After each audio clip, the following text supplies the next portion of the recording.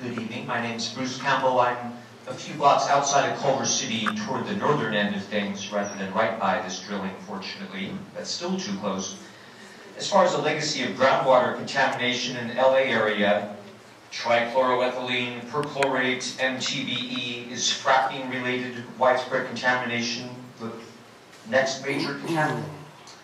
So, I've been working off and on the Ballona wetlands ecosystem issues since 1985, and I've been hearing for 20 years or so about this vision to restore the greater Baldwin Hills, Ballona Creek, and wetland ecosystems and stretching to the dunes near LAX with the rare species over there.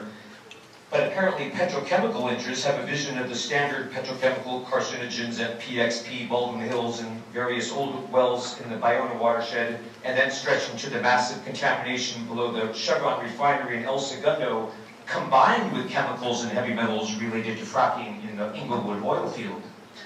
I've studied some geology in this region.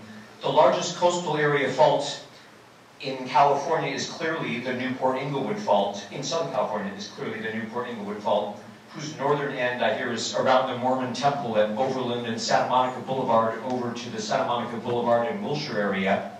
And this fault had a 6.3 quake in the oil drilling heavy Long Beach area in 1933.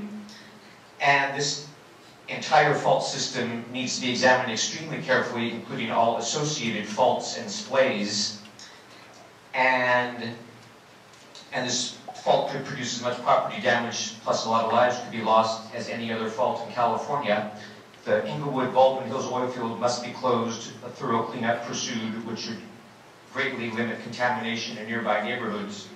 I call for a fracking ban in California, and if that can't be achieved for some reason, at least ban fracking in areas such as the Inglewood oil field and a number of other areas, plus a very strict regulation on fracking, including of the chemical stews they use. I was concerned that the presentation about the history of oil drilling in California failed to mention chemical use in fracking, which I believe is integral to it. And so it seems like it was trying to pull the wool over our eyes. And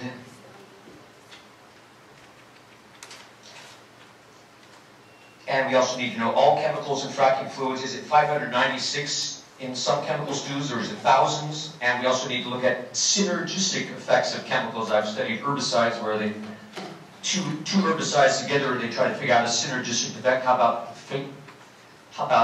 thorough research into synergistic effect of 596 or however many chemicals are used in fracking fluids?